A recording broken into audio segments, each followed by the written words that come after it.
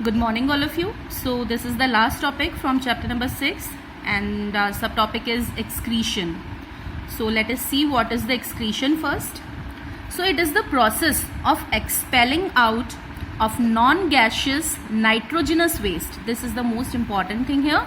Nitrogenous waste like ammonia, urea, uric acid, etc., along with excess of water, salts and pigments out of our body, and this entire process is called excretion. So basically the expelling out of all the nitrogenous waste from our body is called excretion. So here I have told you that what are the main excretory substances and where they are forming. So main excretory waste are ammonia, urea, uric acid. These are formed by the catabolism of amino acid. When the amino acid is destroyed inside our body, then these substances are formed. Other than that, water and carbon dioxide is also formed as waste product, but these are called respiratory waste because they are given out by our respiratory tract.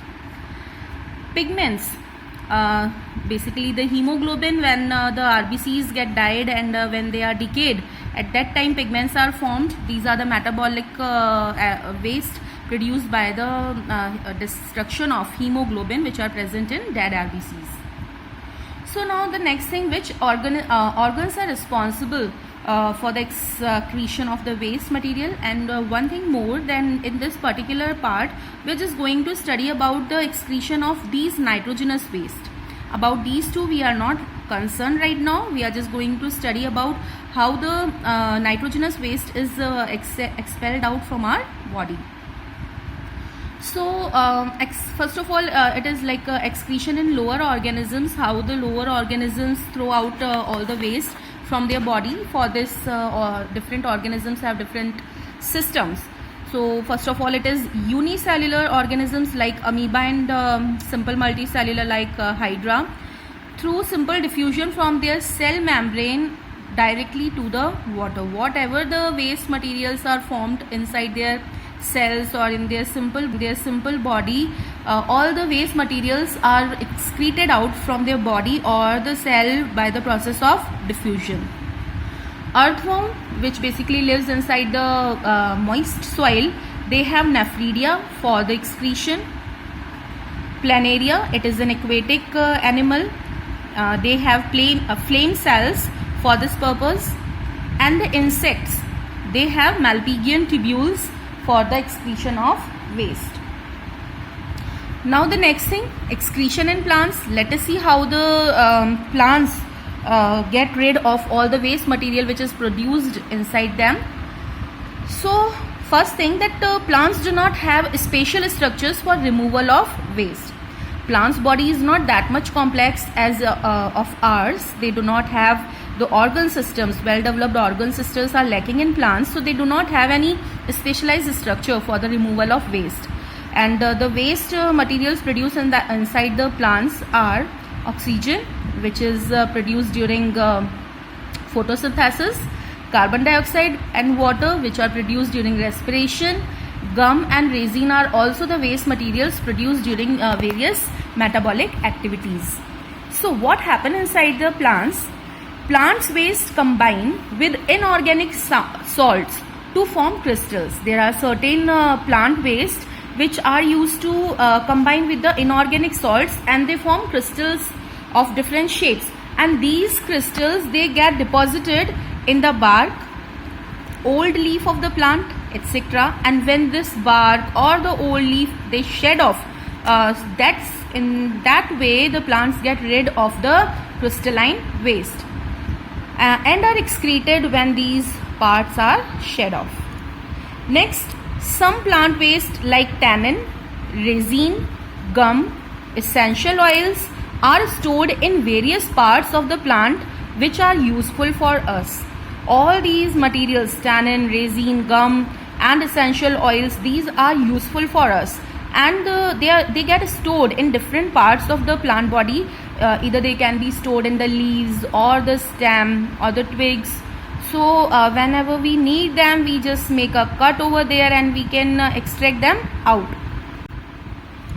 Next thing is stomatas, which are responsible for the gaseous exchange during. In two processes, there is gaseous exchange takes place inside the plant. The first one is respiration, in which plants intake oxygen and gives out carbon dioxide and water. During respiration, plants take in oxygen and gives out carbon dioxide and water. And during the process of photosynthesis, plants take in carbon dioxide and gives out oxygen. So vice versa, all these are the waste product as well as the raw material for different processes also. Next thing, roots give out waste by diffusion directly to the surrounding soil.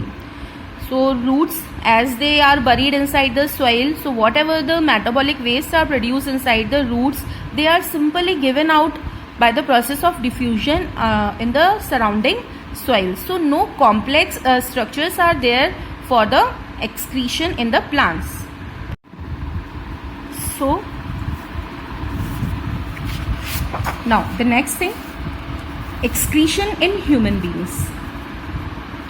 In human beings, the process of excretion is done by the excretory system. So here is the diagram of human excretory system. So first of all, I am just explaining the things from the diagram itself, and then I will explain you by the notes. So in excretory system of human beings, first of all, there is one pair of kidneys which are reddish brown in color and they are bean shaped. Okay, the next thing, they are present at the back part of our body, that is called the dorsal side, and on the both side of the vertebral column, that is our backbone. So the kidneys lie on the both side of our backbone at our dorsal side. These kidneys are supplied with blood. The pure blood is taken inside by renal artery. This red pipe is the renal artery which carries the pure blood, and the impure blood is taken out by renal vein. Okay, and this concavity inside in the kidneys is called hilum. And from the hilum arises two tubular structures, two pipe-like structures which are called ureter. And ureters are responsible to carry the urine which is formed inside the kidneys to a collecting bag, and this collecting bag is called urinary bladder, where the urine is collected for a time being. Temporarily the urine is collected here. When the pressure inside the urinary bladder raises to a certain limit, at that time this is the last part, that is called urethra. It opens up, it is an aperture which opens up, and we use to excrete the liquid nitrogenous waste through this aperture.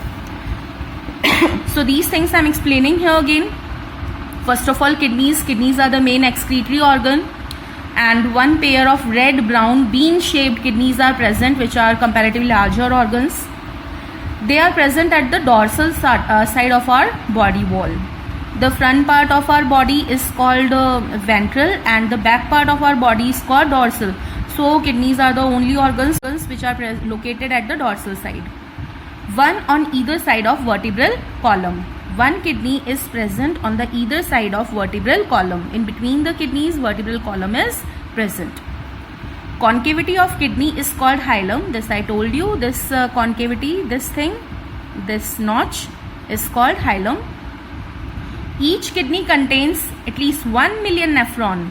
Each kidney contains 1 million nephron, and nephrons are present in outer renal cortex of kidney. If you cut the kidney vertically and you cut open it and see the section, vertical section of it, you will be able to see two parts of it. This outer part is called renal cortex, and this internal part is called renal medulla. So the nephron, they start from the cortex and they run down in the medulla, and again they reaches in the cortex. So in this way, the nephrons, 1 million nephrons are present inside the kidneys. Next thing, tubular part of nephron is present in the central or the renal medulla part of the kidney. This I told you that this is the medulla, and the tubular part of nephron is present in it.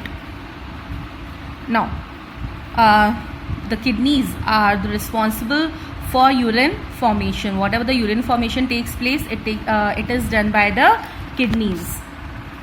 Next thing is ureters. Ureters are a pair of long, narrow, thin-walled tubes, and one ureter is attached to each kidney at hilum. This I have shown in the diagram, that these are the ureters, and these are connected to the kidneys at hilum. They conduct urine to urinary bladder. I told this thing to you, that whatever the urine is formed inside the kidney, it is taken by the ureters and dumped into a bag-like structure, which is urinary bladder. So the next thing is urinary bladder. This is thin-walled, elastic, pear-shaped sac-like structure. It is present at the lower part of our abdomen, and it stores urine for a time being, means it stores the urine temporarily. The walls of urinary bladder are smooth and involuntary muscles. They are made up of smooth involuntary muscles, means we do not have any control on their functioning. And the last part is urethra. It is a muscular and tubular structure. It throws the urine outside as the pressure inside the bladder exceed to a certain level. This I told you, that till when the pressure increase inside the urinary bladder to a certain limit, at that time the urethra opens up and excreted out the urine from it. Now the next thing, structure and function of nephron. Basically, nephron are called the excretory unit of human excretory system. Nephrons are